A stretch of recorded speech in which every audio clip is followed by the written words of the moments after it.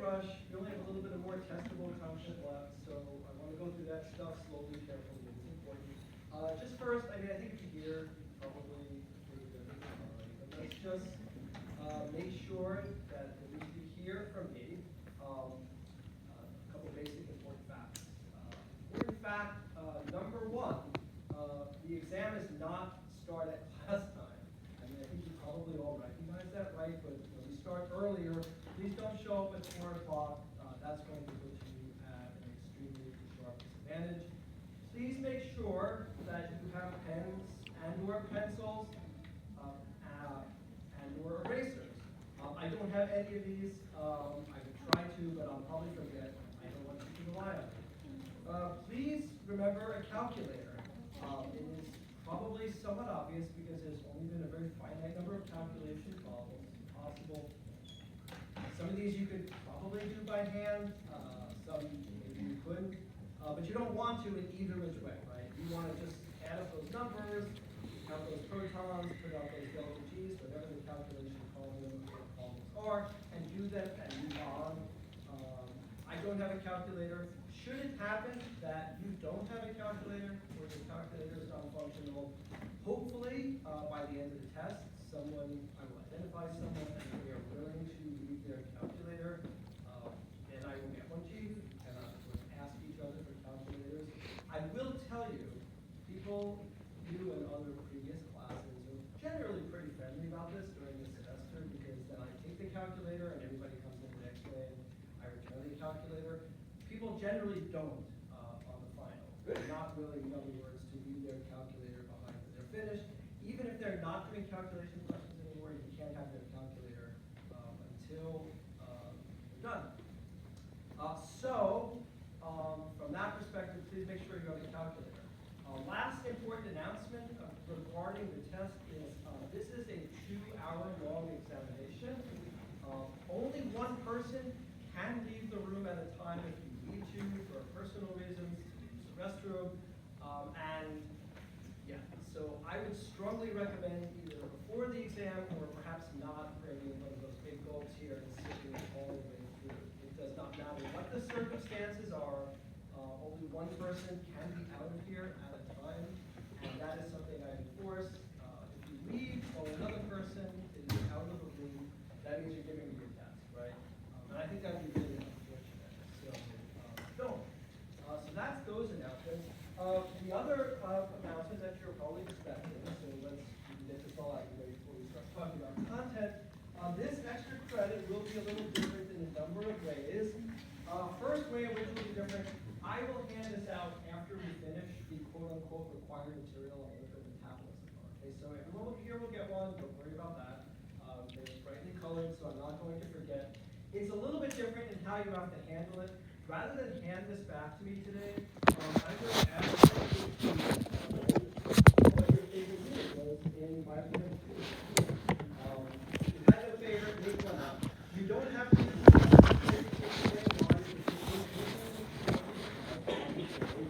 it's not anonymous.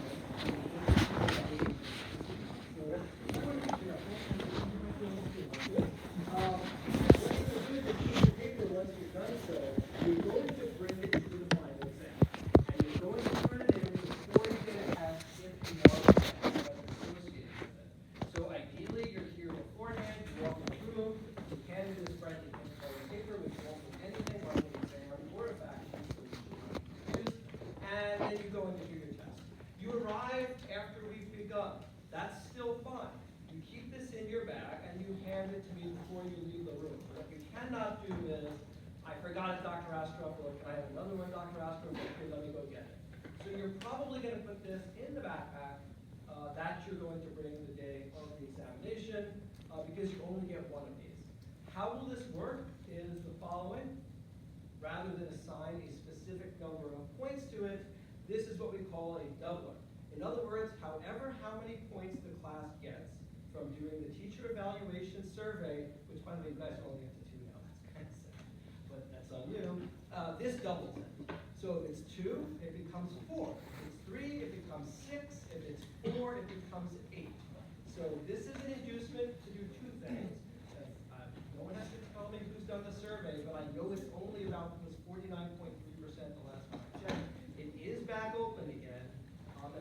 open enough now, long enough for me to count it. So you should do that. Make sure your friends do that. Drive that number up as high as you possibly can, and then bring this with your name on it to the final. And whatever that number is at the end, I will just double it for anyone who turns one in. If you arrive early, before the exam starts, you can do it before the. If you arrive later, I would like you to start the exam and not be fishing through your backpack to try to find this. It's okay to hand it to me after the exam. What is not okay is to leave the room, come back in, and then hand me one of these, okay? So take this a little bit seriously. Up to 8 points can be great, right? It can actually make a difference. The only other last thing I want to tell you, and I feel really silly, but I don't play gotcha games.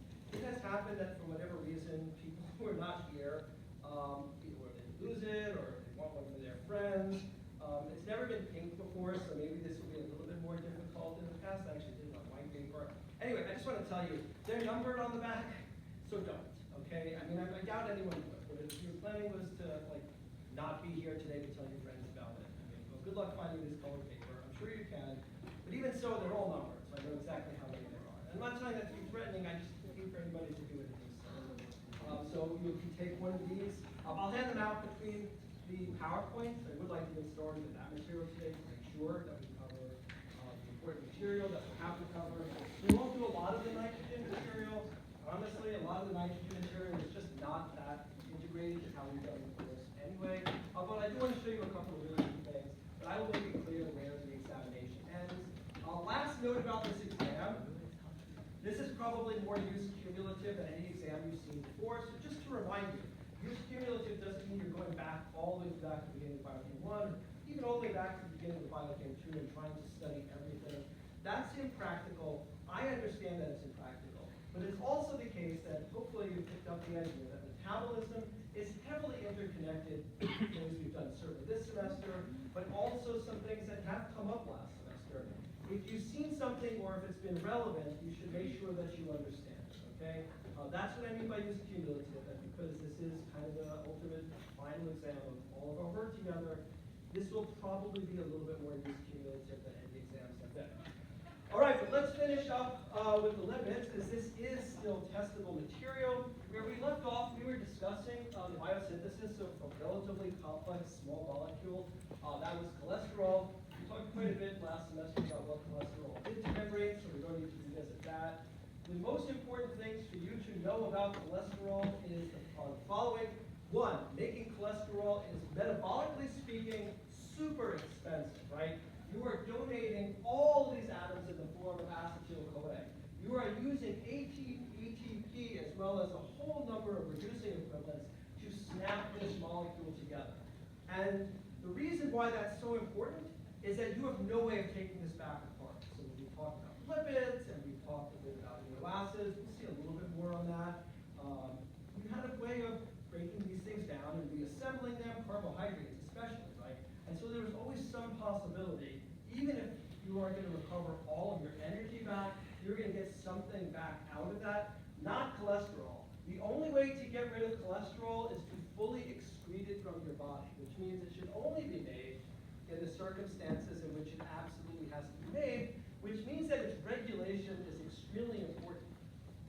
Fortunately, the way you regulate or determine whether or not cholesterol should or should not be made happens to be one of the most, I think, interesting aspects of biochemistry. There are signaling regulators. I mean, those aren't actually special. We'll take a look at that in a bit.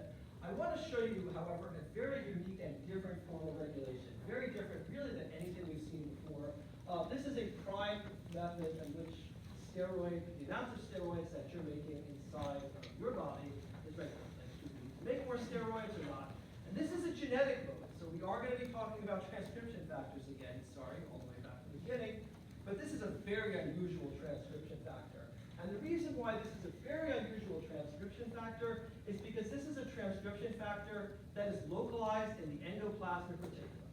So we have a transcription factor, which is a protein that is supposed to bind to DNA, and in this case, help promote the synthesis of the genes that are necessary for steroid synthesis, except it's not only not located in the nucleus, it's not even in the cytosol, it's actually located in the endoplasmic reticulum. In fact, it's actually part of a pre-protein, and you can see the pre-protein, the SREB pre-protein, localized in the endoplasmic reticulum. The actual transcription factor here is a much smaller part of it, but that's okay because it's stuck in the endoplasmic reticulum. It's a membrane protein. What is it doing in the endoplasmic reticulum? Well, it turns out it doesn't have to be. There's nothing particularly making this an ER protein. And if you just had this protein all by itself, in fact, it would go through the whole secretory compartment and actually would end up in the Golgi. But it can't. And that's because it is bound to this SCAP protein, and the SCAP protein is bound to this INSIG protein. So we have this complex of 3 different membrane proteins. They are all resident in the ER, and essentially what INSIG is doing is INSIG is holding SCAP and SREB into the endoplasmic reticulum. So if INSIG were somehow gone, or if the interaction between SCAP and INSIG wasn't there, these proteins would float on into the Golgi. But they can't, and that's because the SCAP is bound to the INSIG. Okay, but still, nothing about cholesterol, right? So where does cholesterol come in? It turns out that the interaction between SCAP and INSIG is super weak. In fact, there's barely any interaction between the SCAP protein and the INSIG protein at all. It's really, really marginal. It's as on the edge as you can imagine an interaction being. The reason why INSIG stays bound to SCAP is that, effectively speaking, cholesterol bridges these two. Part of the cholesterol associated with SCAP, part of it with INSIG. That keeps INSIG in a conformation where it can bind to SCAP. But what happens if there's not much cholesterol? If there's not much cholesterol, INSIG can't stay bound to SCAP, and it releases SCAP. SCAP, along with this other SREB here, drifts off to the Golgi. So this will only happen if there's not enough cholesterol, in other words, to glue these proteins together. Okay, once we're in the Golgi, this SREB protein actually meets a protease that is found in the Golgi. It is a Golgi resident protease, and it cuts the protein apart, and then this can actually drift from the cytosol into the nucleus, where it can go and act as a transcription factor, promoting the genes that are expression of genes that are necessary for cholesterol synthesis. So this is a really cool mechanism. So let's just make sure we go through this one more time. We have a complex of proteins, including one that contains as part of its structure a transcription factor that promotes cholesterol synthesis. It's held together in a complex of 3 proteins here, but what's stabilizing this complex in the endoplasmic reticulum is cholesterol bridging these 2 proteins together. As the concentration of cholesterol drops within the cell, it drops within the endoplasmic reticulum. These proteins float on through the secretory protein into the Golgi, where this one here is cut into pieces.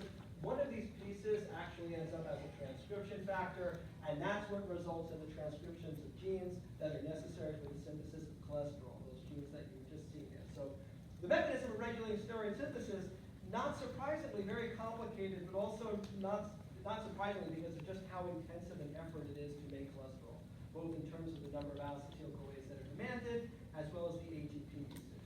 Anyway, that is not, of course, the only mechanism. There are, of course, signaling mechanisms as well. So insulin promoting, you have lots of carbohydrates, lots of acetyl-CoA, short-make cholesterol. This, by the way, is one of the reasons why high sugar diets actually lead to the synthesis of excess cholesterol. Right? High sugar, high insulin promotes acetyl-CoA formation, lots of extra cholesterol. Comparably, glucagon is inhibiting. Some others as well, but these are the signaling molecules. These are ordinary. We don't need to go through all of them again. I think the really interesting one is the one that works at the level of transcription. Anyway, obviously, you're probably aware that excess cholesterol, not the normal amount, but the excess cholesterol, is obviously not good for you. It promotes heart disease or atherosclerosis and such. Major health crisis we have here actually in this country, so not surprisingly, there are a number of pharmacological interventions that have been developed to allow us to deal with high cholesterol and potentially alleviating some of those heart issues that are associated with it. Probably the best known are these statin drugs here. You may have seen some of these before: simvastatin, pravastatin, Lipitor, for example, is another one of these. These are the statins. You can see they have kind of a almost steroidish-like structure. These are actually inhibitors of the HMG-CoA reductase enzyme. So if we look all the way back here, this HMG-CoA reductase enzyme here was the first committed step where you're actually going to go ahead in this mevalonate pathway. So they are competitive inhibitors of that enzyme, and of course that means that you're not making, or you're actually attenuating the amount that you make. So these are the most common drugs that are taken to reduce the amount of cholesterol that's actually being synthesized in the body, the statin drugs. There are other pharmacological interventions as well, less used but also developed. Obviously, one place in which you can get a lot of cholesterol is in your diet. Most of the time, that's not really an issue. Your body regulates, of course, how much cholesterol it has. So if you're absorbing a lot, you're synthesizing less. But there are cases where there's excess cholesterol absorption. And so another approach is actually to just block the transporter that allows cholesterol to enter into your cells, ingested cholesterol. And that's this drug right here. Here's the cholesterol transporter. It's a molecule that has to go obviously from the outside into the inside. So this blocks the absorption of dietary cholesterol by blocking the transporter. Less widely used as a strategy because it's probably just easier not to eat as much cholesterol than to actually take the drug. And then there's this third strategy as well that is actually quite interesting. As I've mentioned to you, once you have synthesized a certain amount of these steroid molecules, particularly cholesterol, there's no way to get these out of your body. The only way to get them out is to excrete them. But if you recall back from our discussion about fat metabolism, you do have these molecules called bile salts, which are derivatized versions of cholesterol that are used as detergents. Now, most of these bile salts are usually recycled. You release them from the gallbladder, the stomach, they are breaking down the fat emulsions, and then they're absorbed. But in each time it goes through your body, a small amount of these bile salts are actually excreted, and that's the form in which cholesterol is excreted out of your body.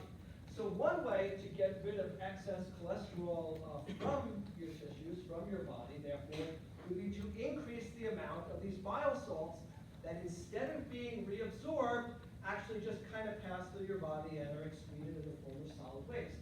And so this pharmacological strategy is really quite interesting because it involves, and I kid you not, to all you chemistry majors, just eating some chromatography resin.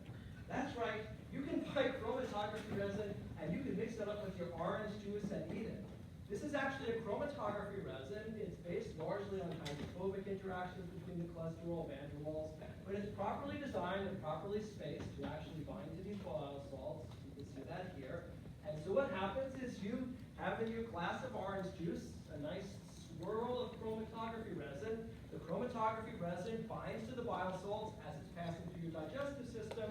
And so instead of those bile salts being reabsorbed into your body where they can be reused subsequently again, they're taken out of your body. What this means, of course, is that the next time you eat a fatty meal, you need to divert more of your cholesterol into making more bile salts. And so this is another strategy, a relatively low-tech one, particularly because this is not entirely selective for cholesterol, right? I know chromatography resin here perfectly is. But this is a very low-tech strategy for actually lowering the amount of cholesterol that you have. It doesn't, that might be I'm feeling so, okay. Anyway, yeah, this is the other strategy. Last thing, one of the last things we want to talk about, we have one actual thing to add on to this, is moving these hydrophobic molecules that we've just biosynthesized around the body, right?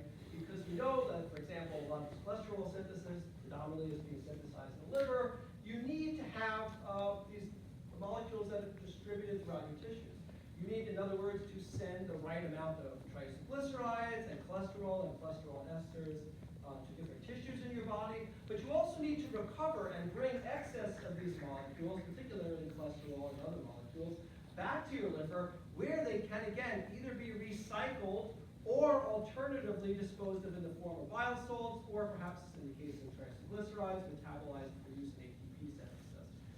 So the movement of these molecules throughout the body are actually in the form of lipoprotein particles. We've talked about these before because we mentioned one of these before, and this was the chylomicrons. So just to remind you, the chylomicrons were the way of moving those triglycerides that were ingested, sending them out to your tissues. So they are in fact one of 4 different types of lipoprotein particles. You see them here, VLDL, LDL, and HDL. They all have a similar structure. Where they differ is the particular ratio of proteins to lipids that they contain. as well as the specific proteins that are present on the surface. So if we just kind of want to start off by looking at this kind of generically, all lipoprotein particles will have a core that's composed of triglycerides, esters of cholesterol, making them really hydrophobic. This makes up the majority of the interior portion of the particle. They are then wrapped in a monolayer of phospholipids, so you can see the monolayer of phospholipids cut away here just to show you the triglycerides and the cholesterol esters. And then on the surfaces, they will also have specific membrane proteins. And these membrane proteins play a couple of key roles. One of the things that they actually do will help stabilize this structure. This isn't something that is necessarily going to form easily and spontaneously. So they'll be part of stabilizing the structure. They will often be containing either enzymes or molecules that will activate specific enzymes that are necessary for the transport process. We'll see one of those in a moment. And finally, they will serve as ligands for receptor proteins that are present on the surfaces of other types of cells. And so, of course, we don't necessarily want these lipoprotein particles to be indefinitely circulating in our plasma, right, forever just carrying cholesterol and triglycerides around. We want to pick these molecules up in one place, deliver them in another place, and so these are going to serve as the address codes, right? The proteins that are present on the surface will only be able to interact with receptors that are present also on specific types of cells, and that will allow them to come together and bring those lipoprotein particles, or at least their contents, inside of the cells. So that's the kind of general scoop on the lipoprotein particles. Here are the four types. Probably the most famous that you've heard about would be the LDL and the HDL. LDL has the name of bad cholesterol. HDL has the name of good cholesterol. Just to be clear, you kind of need both of these, okay? So it's not like you want to have all HDL and no LDL, and if you have some LDL, it's going to kill you. It's also incorrect to technically call HDL or LDL cholesterol. They're actually cholesterol-containing structures that are involved in the transport of cholesterol and triglycerides. But as you'll see, there is a reason why having a high HDL is generally considered to be a relatively good thing. Having a high LDL, very high LDL, or above average, is considered to be maybe not a great thing, or even potentially having severe health consequences. In terms of the density, that's what the DL is standing for, density lipoprotein. It really depends on the particular makeup or the components of the particular particle. The higher the amount of protein that you have, the higher the density. So you can see here HDL particles have more protein, more phospholipids, and cholesterol here, right? Low density and very low density comparison will have a higher proportion of this cholesterol and phospholipids and less protein. And the reason why there is just chemistry. Carbon is less dense by nitrogen, right? Nitrogen is particular, oxygen, even some sulfur is more dense. So because protein by molar amount is denser than lipids, the more protein you have, the more dense are the protein particles. Okay, so that's why we call them HDL and LDL. In terms of lipoprotein transport, we've already looked at the chylomicrons, so just to remember, the idea here of the chylomicrons is to get your serum fats distributed to your tissues, so they can either be instantaneously metabolized or possibly stored in the form of lipids inside of the adipocytes. What about the VLDL and the HDL? This is like a teeny bit of a simplification. It's not very much, but it's a bit, let's not call it a simplification, an approximation. LDL and HDL have two distinct roles, approximately, and it's good enough, I think, for our discussion. The purpose of HDL is to largely scavenge cholesterol and triglycerides from your tissues and bring them to the liver. So it's kind of the go out to your tissues, pick up the excess that's not being used, and bring it back for metabolism. In the case of triglycerides, produced regenerated ATP that can be acetyl-CoA. And in the case of cholesterol, it could be converted into bile salts so that they could eventually be used for breaking down more fats and then being excreted. So HDL is kind of the gatherer, if you will. LDL has some gatherer functions as well, but its prime role in our discussion is actually to distribute these molecules outward, right? To take triglycerides, to take cholesterol and cholesterol esters, and deposit them to the tissues. So it's for outward flow. It does some inward flow as well. I don't want to oversimplify this, right? There is an inward trajectory for LDL, bringing some back, but it's also bringing things outward. And now you can sort of start to understand why it might be that HDL is considered to be the good cholesterol, and high LDL is considered to be having bad cholesterol. The cholesterol inside is just cholesterol. I mean, cholesterol, right, is just a molecule. Nothing about it makes it good or bad. But if you have relatively high HDL, it means that you're doing a very good job of scavenging, of picking up triglycerides and cholesterol, bringing them back to the liver, where their balance between synthesis and usage for these various purposes is very well maintained. But what does it mean if you have a very high LDL cholesterol? It means you're sending lots of fat, triglycerides, and lots of cholesterol out to your tissues. It means you have an excess of these molecules, and they are being delivered outwards to your tissues, in many cases, far more than those tissues need or can even directly absorb. And that's what makes LDL the bad cholesterol, because essentially this outward flow component, if it's high, it means you have far more of these molecules, these lipid molecules, than you actually need. Anyway, in the case of the LDL particle, something we talked about last semester, so just to tell you how it actually ends up inside of cells, which can be the liver cells or other cells as well that do need the cholesterol and the triglycerides. Remember, one of the proteins on the surfaces of the LDL will have a shape complementarity to membrane proteins that are on the surfaces of the cell that it's going to enter. When that happens, you'll get binding between the two of those. Those will cause a conformational change in the protein that's on the cell surface that will result in pulling that particle into the cell. Inside of the cell, it will go to various compartments where the proteins will go one direction, the lipids will go into a different direction. Those lipids can be metabolized, the lipids can be recycled for use within that cell. So this is the process you will call, we discussed it a little bit last semester, called receptor-mediated endocytosis. The same process, by the way, which viruses hijack, many viruses hijack to get into our cells. But in this case, we're seeing that it's an LDL particle that's actually doing the work, right? Binding to the receptor on the surface, the receptor changes its conformation, which causes that particle to be drawn inside of the cell, where in these different cellular compartments it can unload some of its cargo. When it works. And when it doesn't work, you really have a problem. And so again, something we talked a little bit about last semester, but I'd just like to remind you, is this genetic disorder here, the familial hypercholesterolemia. This is a disease where people develop clogged arteries and usually have their first heart attack in their late 20s, early 30s. In fact, it was through the study of this disease that we understand so much about the mechanism, both of endocytosis in general and in specific these particles. So this wasn't, in other words, something that people were arbitrarily trying to study. They were trying to understand how it is possible that some individuals, particularly in families, develop these highly clogged arteries with cholesterol and fat deposits and die of heart attacks and strokes at an age where most people simply aren't thinking about these issues. And the reason turns out to be, of course, that even though these individuals do have the receptors on the cell surface, they have mutations in these receptors that cause them to not have good shape complementarity with the LDL particles. The result of that, therefore, is that the LDL particles, instead of being taken up into the cell and losing their cholesterol, losing their triglycerides, circulate indefinitely.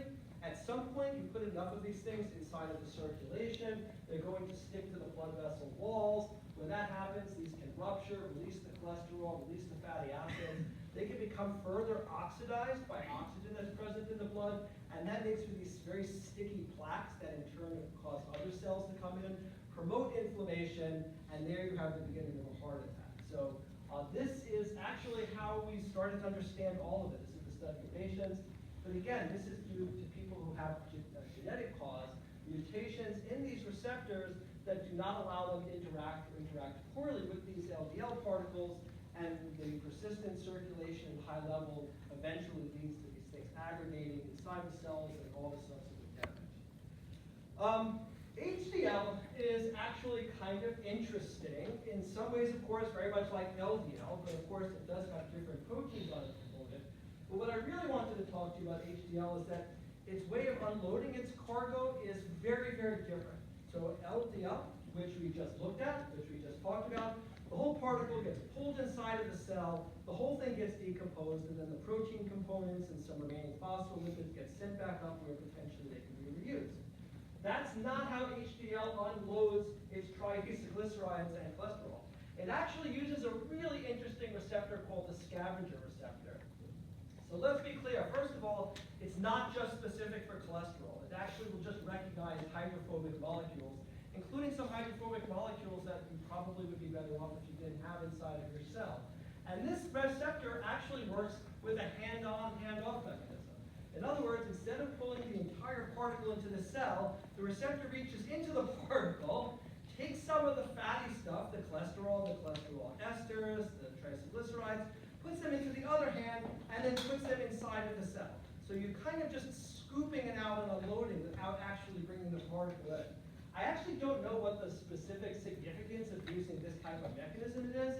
It is non-specific, so it's not just going to bring into your cells cholesterol and triglycerides.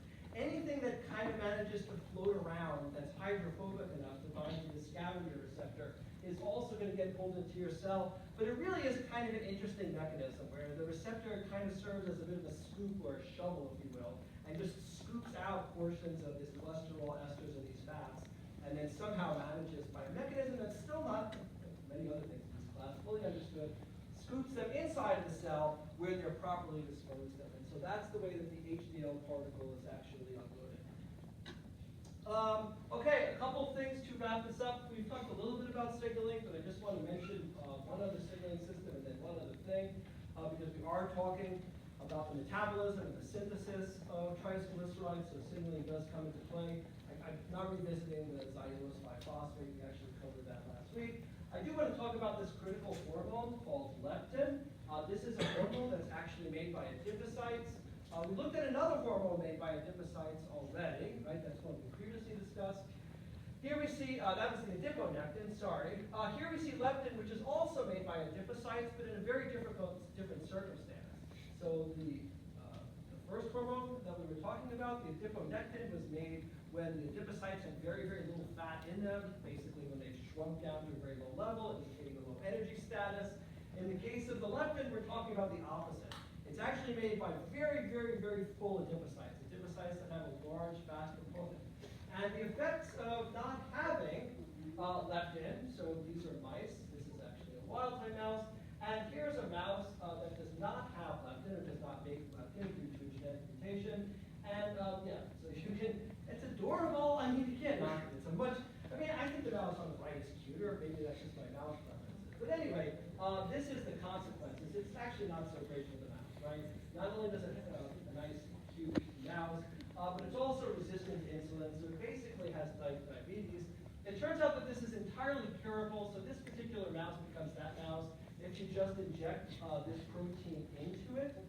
So obviously this is a protein of great interest, but also one that's having a really powerful role in regulating our metabolism, energy usage, as well as appetite. There is a receptor for leptin that's present on the surfaces of cells. We'll look at that in a minute. And mutations in this receptor that result in it being able to unable to bind to or bind more poorly to leptin result in a very similar, albeit somewhat less severe phenotype. So they also result in mice that are, again, have type 2 diabetes or the mouse version of diabetes. That's not, by the way, cured by injecting leptin in. So the receptor defects, the receptor is not functional, in other words, adding extra leptin doesn't seem to compensate for that.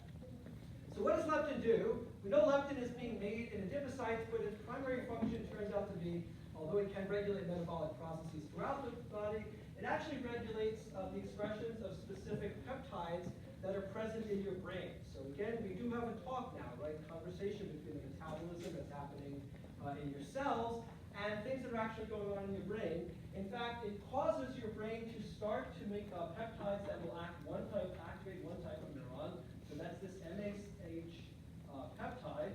More of that ends up getting made. It activates this specific type of neurons. These are neurons that actually cause you to eat less and also signal your body to become more energetically active, use more metabolism, speed up glycolysis, get things going. They also synthesize and result in the synthesis of another peptide activated by this receptor. These activate these types of neurons, inactivating, in other words, neurons that make you hungry or tired. tired or sleepy or not want to do things. And so here we have, right, a hormone made in your fat cells that is capable of regulating the expression of specific peptides that will function in two particular types of neurons that are present in your brain, so acting reciprocally, essentially resulting in your eating less, speeding up your metabolism, so making you more physically active, or at least keep wanting to be more physically active, and inhibiting particular neurons, resulting in the synthesis, I should say, of peptides that cause you to want to eat more, and slowing your metabolism. So what's happened, of course, if the system is not effective, this mouse just continues to eat and eat and eat and eat, right? In addition to that, its metabolism has been slowed down, so it's not doing its glycolysis or beta oxidation as much. So, pretty powerful, just what one hormone can do. Anyway, in terms of the signaling, it's a slightly different pathway to one that we've seen before, but it's not very complicated. It involves, as you would expect, gene regulation of these particular pre-peptides that become the peptides I just showed you. This is known as the JAK-STAT pathway.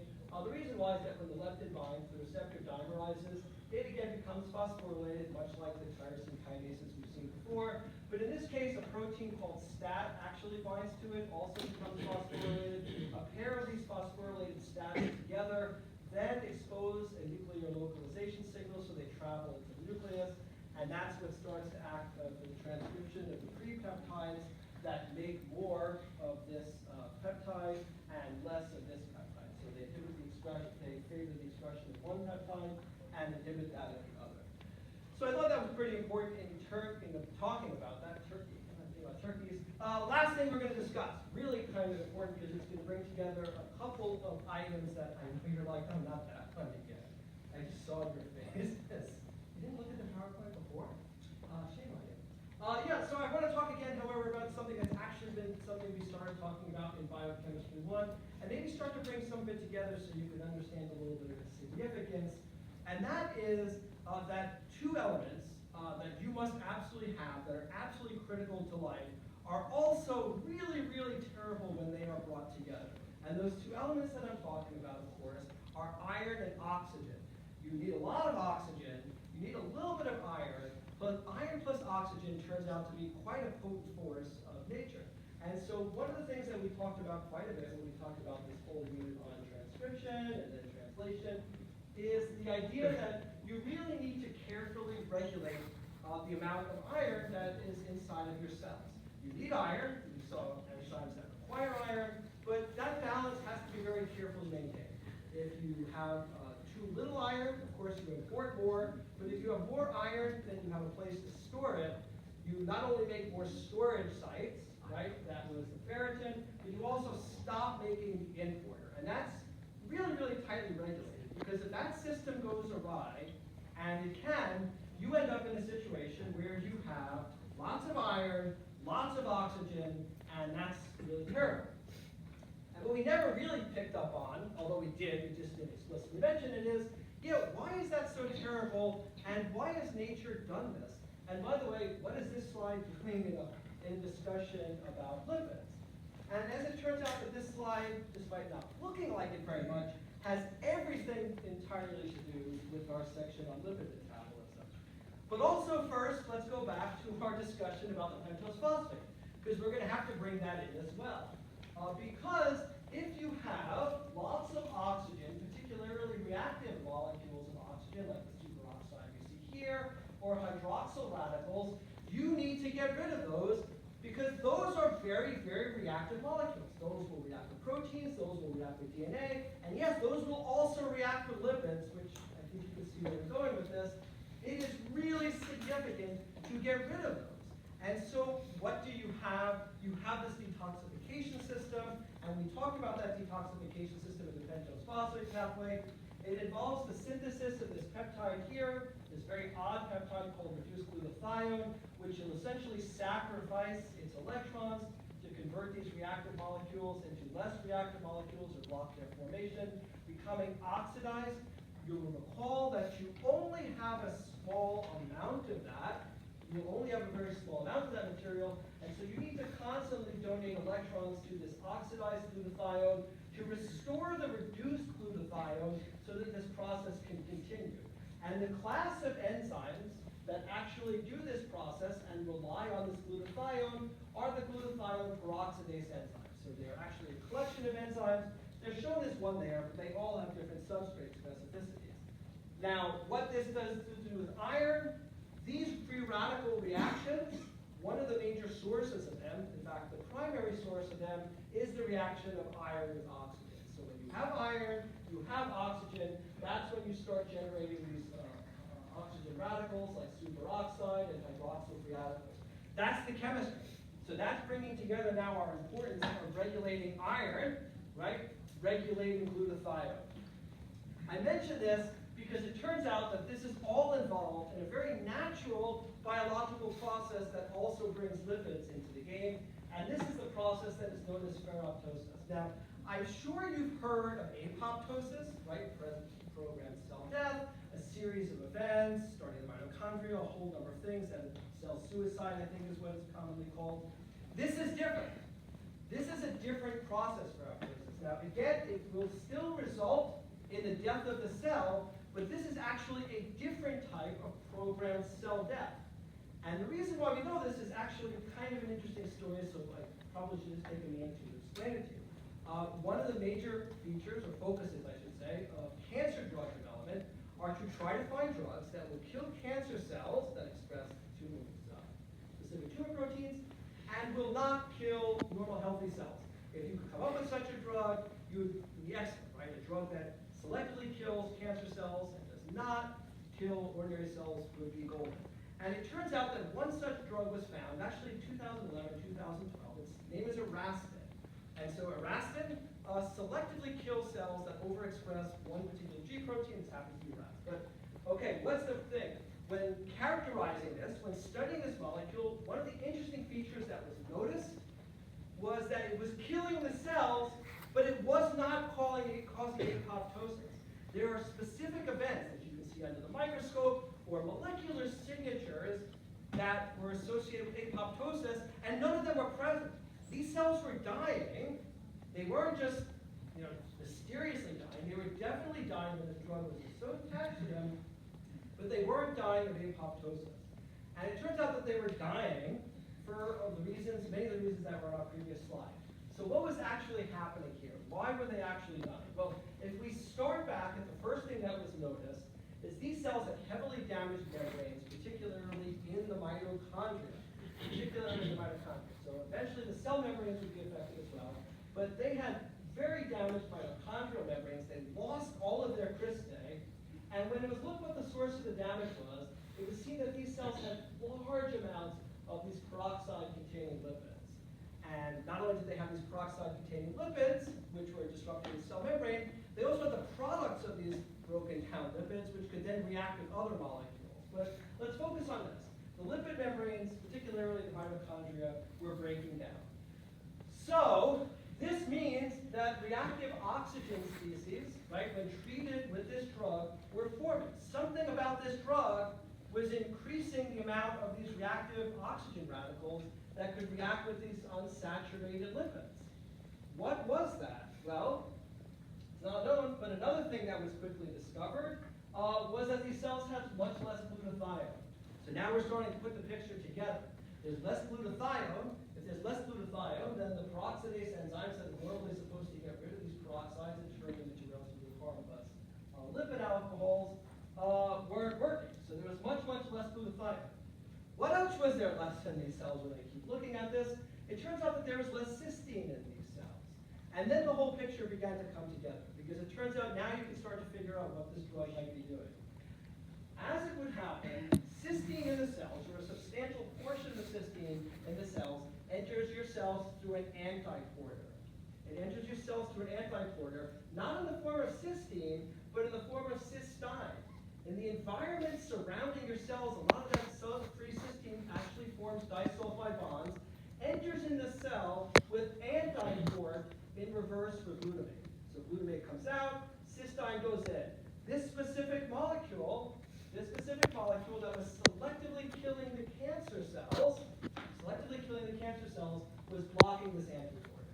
That wasn't what it was designed to do. They had no idea what it did. It was just randomly found. Was blocking this antiporter.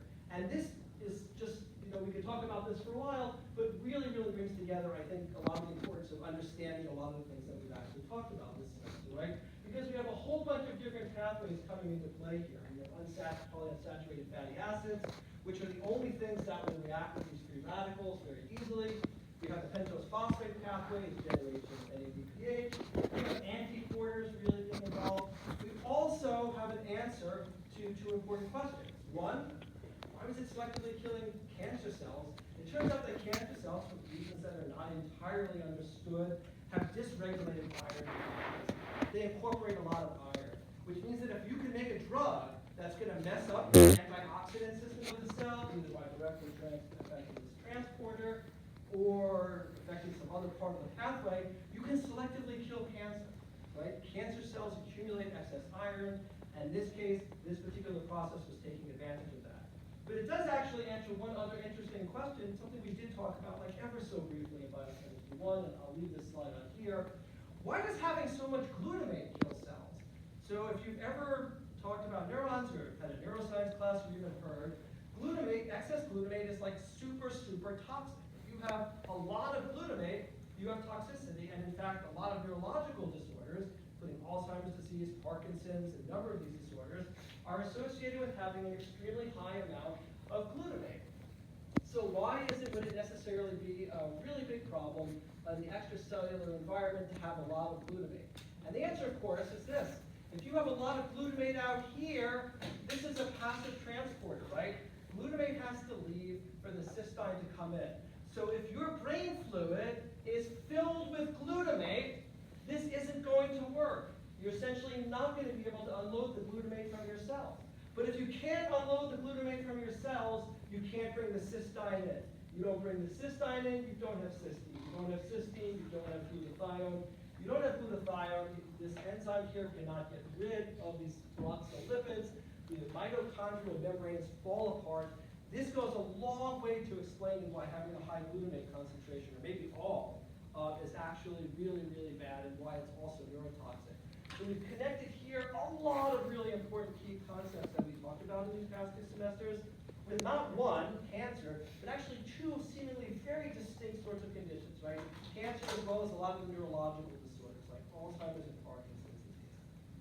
So look, end of the test of material, so I want to take a couple minutes now. Let's hand these out. I'm not going to try to jam everything in about the nitrogen, but there are a couple things that I really would like you guys to know. So let me just take a few minutes to sort of pass these out. You're not